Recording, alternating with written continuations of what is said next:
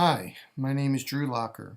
Welcome to our series Value Stream Mapping Tips and Tricks, Episode 2. In the first episode, we discussed the general methodology of value stream mapping, compared and contrasted with other improvement methodologies, and provided tips for preparing for a value stream mapping exercise. In this episode, we will cover current state mapping. There are several purposes for current state mapping. First and foremost is for the team to grasp how things really work. More fundamentally, to learn. Now, the learning really occurs between team members. This can only happen when members show each other what they do. On occasion, we have come across organizations to take a very different approach to value stream mapping. The responsibility is given to a specific individual to map the entire value stream. He or she does this by interviewing people who perform the work, taking what they hear, and constructing the current state map. Yet another approach is to divide up the value stream, assign various sections to different individuals who then create the map for their portion. The pieces of the map are then put together to complete the current state map. I strongly suggest not taking these approaches. What very importantly is lost are the collaboration benefits that we described in the first episode. The team, as a team, needs to develop the current state together. The key to maximizing the learning and the collaboration is to go see. Only when everyone sees the work will they have a common understanding of what it entails. Now, we realize that there are challenges to seeing the work. In manufacturing the work, a product, and the processes of creating that product is very visible. There may be safety issues with going to see that must be considered. A real challenge to seeing the work exists in office environments. The work tends to be in electronic form and therefore less visible. Additional plans must be made. For example, while it may not be practical for a team of up to 10 people to see work being done in a cubicle or an office, however, a virtual tour can be performed. In a conference room, team members can show the programs, screens, reports, and the like to their fellow members with use of a computer and a projector. Typically, preparations must be made to do this. People often have unique setups on their computer, on their desktops, that they use every day. Such a setup needs to be replicated. Similar challenges exist when particular activities are performed at another location. Perhaps the team member travels to the site where the exercise is being held. How will they show and tell? Regardless of the challenges, the key is just that, to show and tell. Team members cannot verbally describe the work alone. They must show the work, ideally while performing the actual activity. This is more possible when the process step being reviewed can be completed in a relatively short period of time, say within 20 minutes. But show and tell still must be applied even for steps that take hours, for example. At the very least, the team should see the screens, reports, and whatever tools and references that are used. We have come across numerous organizations that tell but do not adequately show the work. This can lead to misunderstanding, which can cause problems during creation of the future state.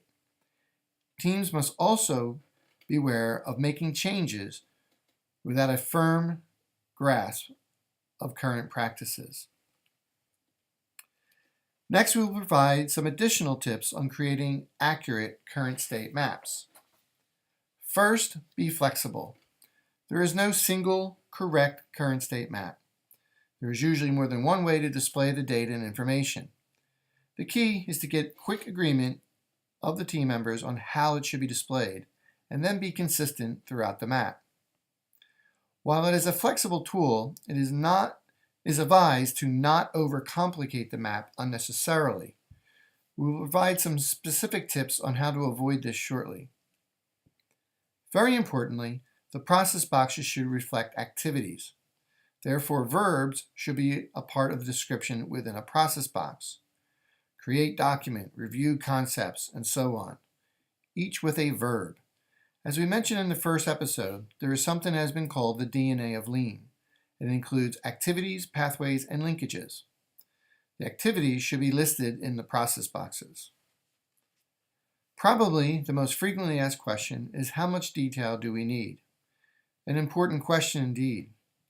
To recall, value stream mapping helps us to create eyes for flow and eyes for waste. The question here is, do we want to identify every bit of waste in the value stream? Do we want to highlight every stoppage of flow? Your first response is probably yes, and an emphatic yes at that. Well, actually, I suggest that you consider otherwise. We really just want to focus on the significant waste and delays. What makes them significant, you might ask? We'll explain this further on the next slide. Here we show two alternatives. On the left, two steps are depicted separately. On the right, they are presented as a single process box. Which one should you use? It depends on whether there is a delay of significance in between the steps. First, consider the overall lead time of the value stream. If the delay in between the steps is an hour and the overall lead time is weeks, months, or longer, then the delay of 1 hour is really insignificant, and you can combine the two steps as shown on the right. Now, usually we want to show the handoffs between people or departments. Most of the time, such handoffs give rise to a queue of significance, but not always. The same conversation can take place around process time. If the total amount of work is hundreds of hours, do we really care about process steps of seconds or even a few minutes?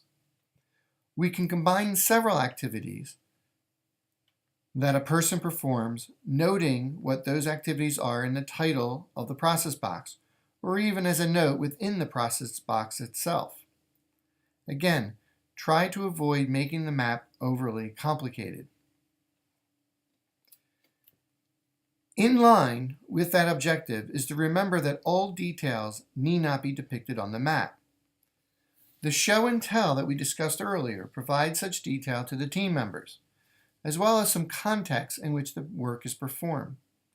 Simple notes in a process box with the sub-activities that are performed can provide some detail without adding numerous boxes and overcomplicating the map. Next, it is very important to visually depict when activities are performed.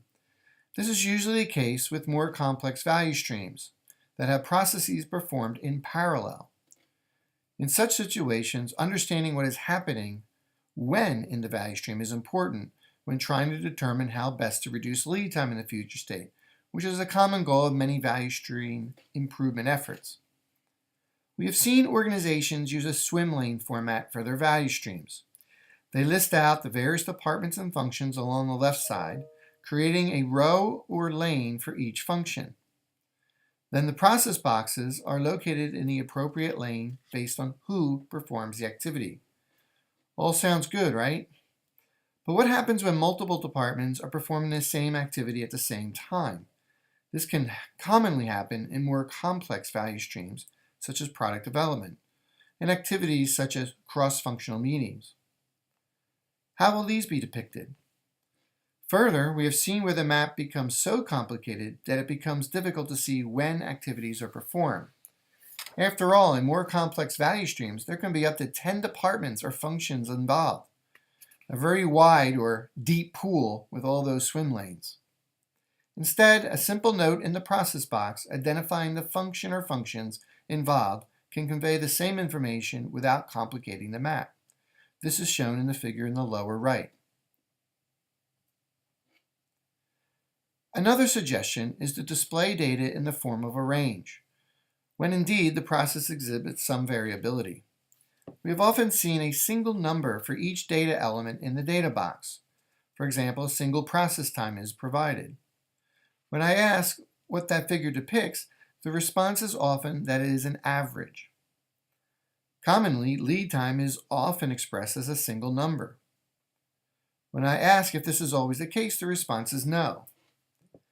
Expressing data in a range can lead to meaningful discussions on the source of the variation. A lack of standard work, perhaps?